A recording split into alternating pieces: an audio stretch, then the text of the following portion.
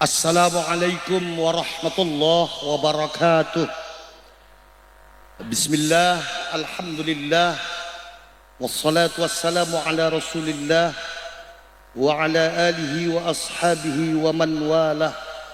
Rabbishrah li sadri wa yassir li amri wahlul 'uqdatam min lisani yafqahu qawli, amma ba'd. Ashabat sa'adah, pada para kiai, para alim, para ulama, wabil khusus beliau al-mukarram sahibul fadilah Kiai Al-Haj Marzuki Mustamar, beliau sahibul fadilah al-mukarram Kiai Al-Haj Imaduddin Uthman Al-Bantani, beliau al-mukarram sahibul fadilah Sayyid Zulfikar Asy-Syaibani. Yang saya hormati Bapak Bupati Kabupaten Cirebon Kiai Haji Imron Rosyadi, karena beliau ini juga alumni Buntet, hadirin sekalian. Wabil khusus Ahinal Fadil Al-Karim, Presiden PKS yang NU, beliau Al-Mukarram Sahibul Fadilah Kiai Haji Ahmad Syaikhu. Beliau juga adalah alumni Pondok Buntet Pesantren. Ahinal Fadil Al-Karim yang saya hormati Ibu Kapolres atau yang mewakili, Komandan CPM Cirebon Pak Dwi, kemudian ada Direktur Utama Asuransi Bumi Putra Pak Sugito, yang malam hari ini ingin berbaiat menjadi santri Buntet. Ada juga kiai kita yang lagi viral di hari ini, Gus Muharrar, yang kemarin di YouTube-nya taruhan 7 mobil. Tadi saya ngobrol sama beliau, saya bilang dalam rangka apa Kiai taruhan 7 mobil? Ingin pembuktian, biar tahu siapa yang benar, siapa yang salah. Intinya ingin mencari kemuliaan. Kalau ingin mencari kemuliaan dengan singkat, enggak usah taruhan, sedekahkan saja mobilnya ke saya, insya Allah itu akan lebih mulia. Hadirin sekalian, muslimina wal muslimat, nahdiyin nahdiyat, wali santri, tamu undangan yang dimuliakan oleh Allah Subhanahu wa taala. Syukur alhamdulillah, malam hari ini berkat inayah rahmat dari Allah, kita semuanya bisa berkumpul kembali di sini di dalam rangka kita menyambungkan kembali alaqah batiniyah kita dengan para guru kita, khususnya adalah masyayikh muassis Pondok Buntet Pesantren dan umumnya adalah masyayikh Jam'iyah Nahdlatul Ulama. Salawat beserta salam senantiasa kita haturkan bersama kepada baginda Nabiullah Muhammad sallallahu alaihi wasallam, di mana beliau telah banyak sekali mencucurkan rahmatnya dari Allah Subhanahu wa ta'ala untuk kita semuanya, sehingga alhamdulillah sampai pada malam hari ini insya Allah kita yang hadir di sini adalah umat pilihan bagi beliau yang masih memegang teguh keimanan dan keislaman kepada Allah Subhanahu wa ta'ala. Amin ya rabbal alamin. Hadirin wal hadirat yang dimuliakan Allah, malam hari ini saya atas nama pengasuh Pondok Pesantren Nadwatul Ummah, saya mengaturkan beribu terima kasih kepada para kiai khususnya, para pejabat khususnya, Polri, TNI yang sudah berkenan hadir di dalam acara Khal Almarhum Al-Maghfurlah Simbah Kiai Fuad Hasyim, yang tujuan utamanya kita bersama-sama untuk bertabarruk kepada beliau, khususnya kepada masyayikh Pondok Buntet Pesantren. Yang kedua, atas nama pengasuh Pondok Pesantren Nadwatul Ummah, saya juga tidak lupa mengaturkan permohonan maaf yang sebesar-besarnya, khususnya kepada para kiai, tamu undangan. Barangkali kehadiran hadirin sekalian di Pondok Pesantren Nadwatul Ummah ini saya belum bisa menyambuti dengan baik. Sekali lagi, saya atas nama keluarga besar almarhum al-maghfurlah Simbah Kiai Fuad Hasyim, saya mengaturkan permohonan maaf yang sebesar-besarnya. Hadirin sekalian, sekilas tentang beliau almarhum al-maghfurlah Simbah Kiai Fuad Hasyim. Kiai Fuad Hasyim ini adalah sosok pejuang Nahdlatul Ulama yang waktu semasa hidupnya beliau ini dihabiskan untuk berkhidmah dan memperjuangkan Nahdlatul Ulama. Saya pernah tanya kepada beliau, Abah, kenapa Abah itu begitu mencintai NU? Abah jawabnya singkat, mencintai NU berarti mencintai Indonesia.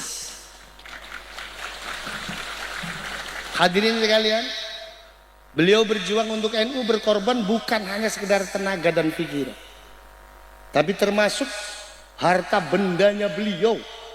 Ini juga banyak yang habis untuk perjuangan NU.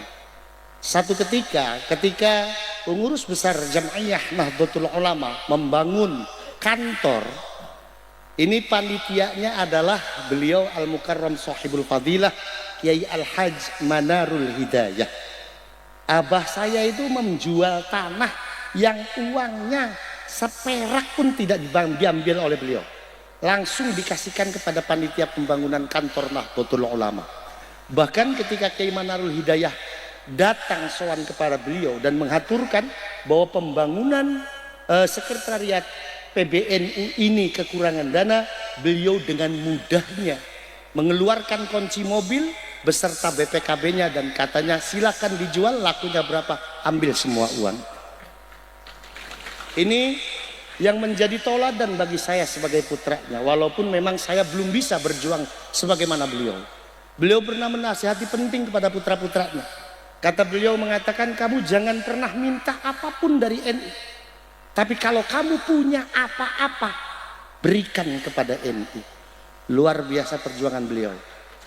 Dengan hebatnya perjuangan beliau ini, maka ketika di hari ini saya melihat ada polemik di tubuh pengurus besar Jam'iyah Nahdlatul Ulama, jujur wallahi tallahi billahi saya sangat kecewa sekali.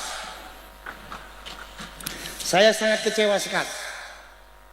Maka kemarin ketika saya ini didatangi oleh salah satu wartawan, lalu ditanyakan, Gus, bagaimana tanggapan jenengan tentang pencopotan ketua PBNU oleh Syuriah? Saya jawab, seharusnya yang dicopot bukan ketua PBNU-nya saja, tapi Rois Amnya juga harus dicopot, dan sekjennya Gus Ipul juga harus dicopot. Kenapa Gus demikian? Karena ente bisa ngelihat sepanjang sejarah pengurus PBNU dipimpin 3 orang ini adalah masa kepengurusan yang banyak tersandung masalah. Ini analisa saya. Masalah yang pertama berawal dari rekrutmen pengurus ketika Muktamar. Ketika PBNU, ketua PBNU mengambil salah seorang bendahara umum yang bernama Mardani Maming.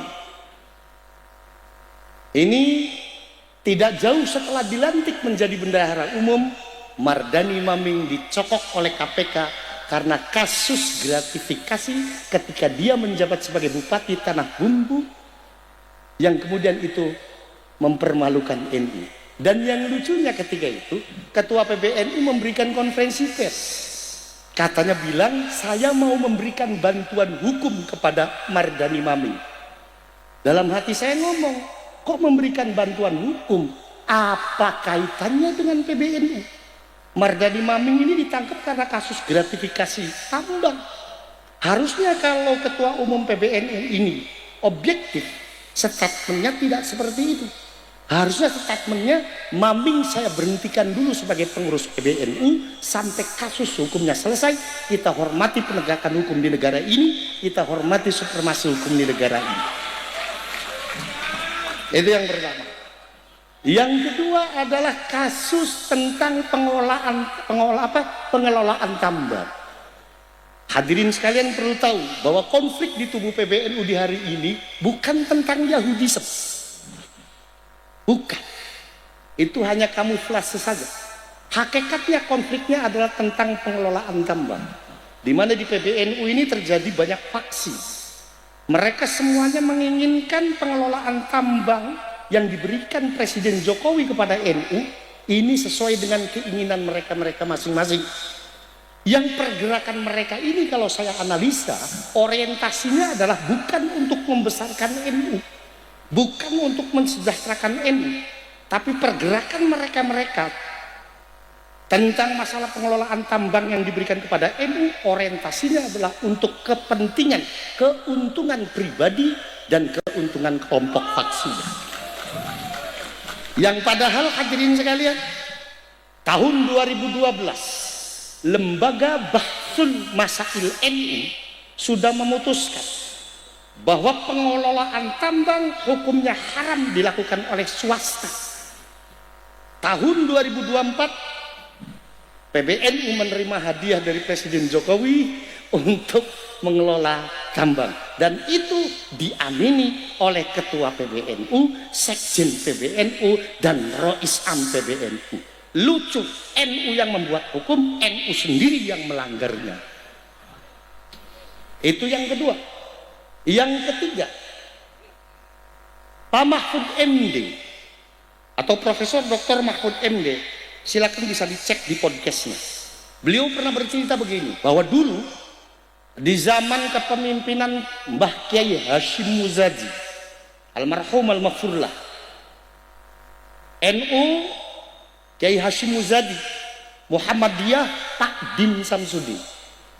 Mbah Kiai Hashim Muzadi dengan Pak Din Samsudin ini dua-duanya datang ke Pak Mahfud MD meminta agar MK membubarkan segala jenis lembaga atau badan yang berkaitan dengan pengelolaan tambang. Kenapa? Karena itu gudangnya koruptor.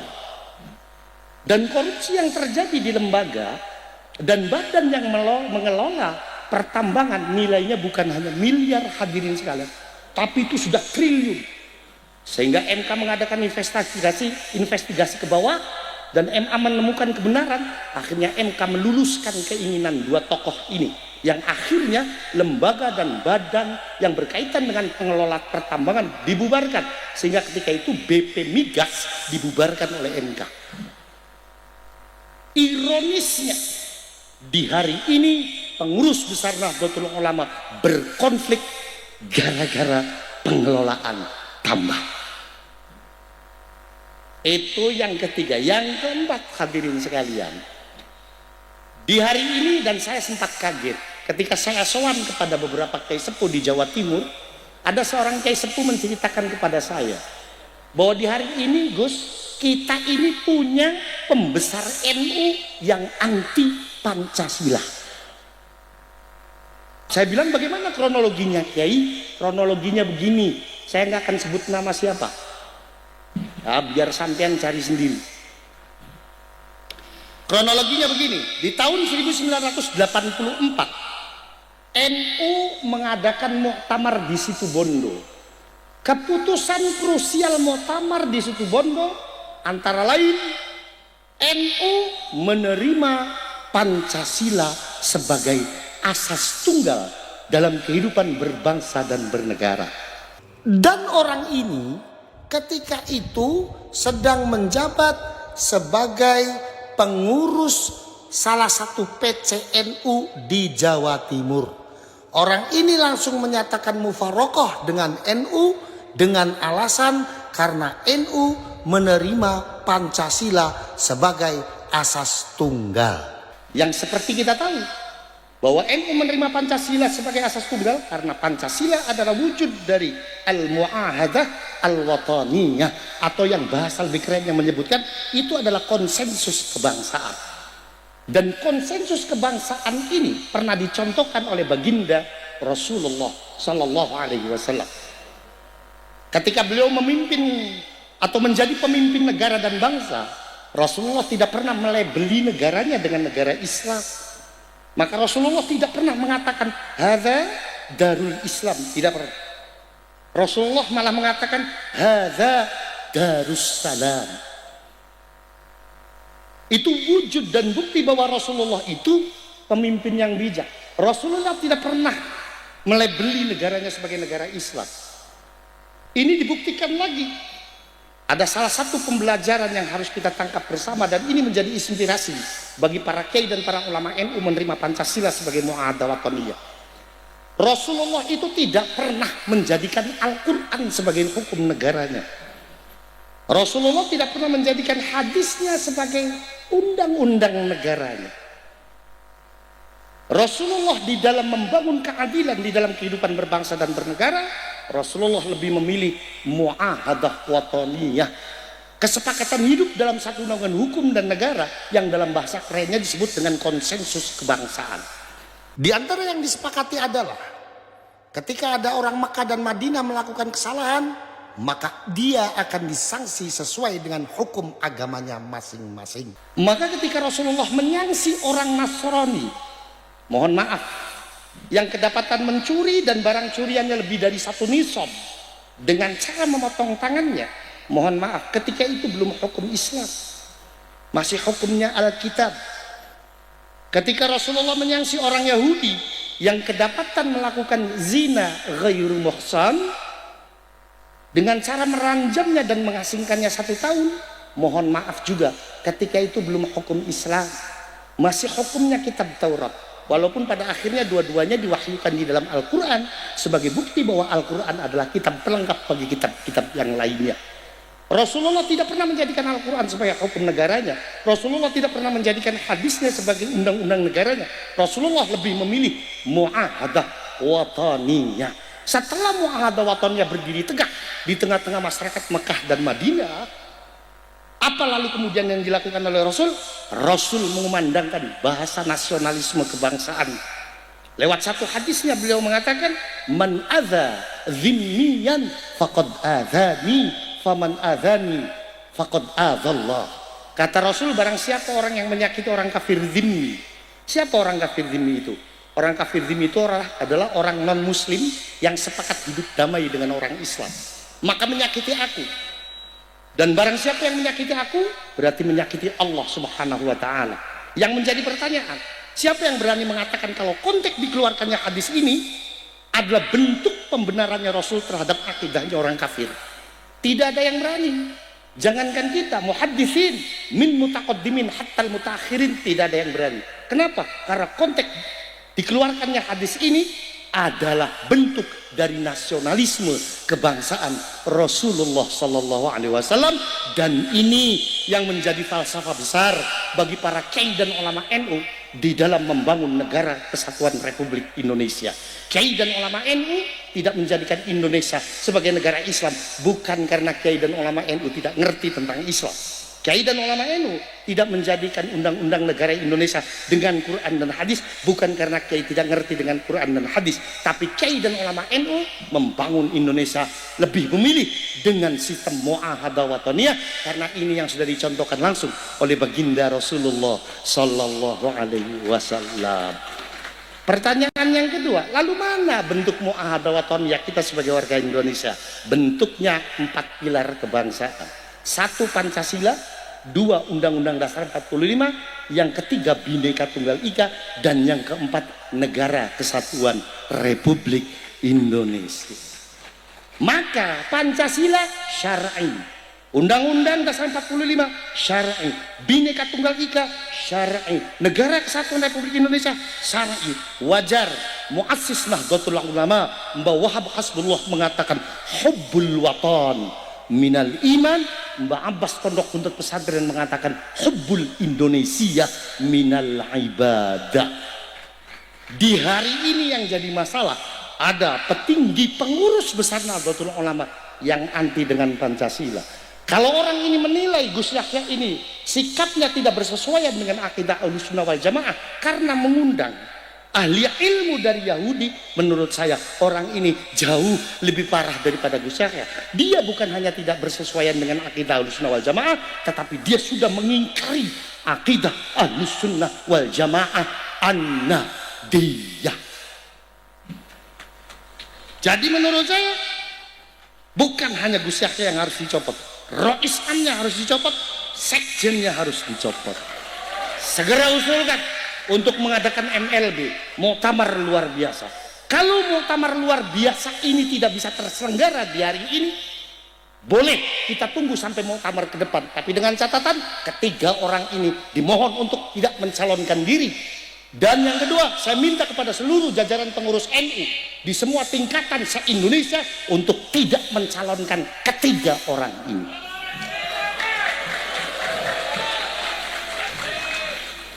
Begitu hadirin sekalian. Tadi saya ngobrol dengan Kiai Imaduddin Utsman, dari semua konflik yang ada ini, ternyata ada satu hikmah penting yang bisa kita ambil. Apa? Ternyata Allah Subhanahu wa Ta'ala masih sangat menyayangi Nahdlatul Ulama. Hikmah terpenting dari semua konflik yang ada sekarang ini, kita bisa menyimpulkan ternyata Allah masih sayang kepada orang NU. Apa? Ternyata siapapun yang akan merusak NU, siapapun yang akan menghancurkan NU, di hari ini aib dan kebobrokannya terungkap di mata publik. Ini bukan skenario kita, ini bukan skenario kita, ini skenario Allah Subhanahu wa Ta'ala. Itu kalau saya boleh berpendapat atas nama pengasuh pondok pesantren Nahdlatul Ummah. NU adalah sebuah organisasi yang mengemban amanah perjuangan dari Wali Songo, diantaranya adalah pesantren. Karena pesantren ini didirikan pertama kali di Indonesia, pelopornya adalah para Wali Songo. Namun demikian hadirin sekalian, saya berharap kita semuanya tetap mencintai Nahdlatul Ulama, kita semua tetap berada di Nahdlatul Ulama, cintai kiai kita, sayangi kiai kita.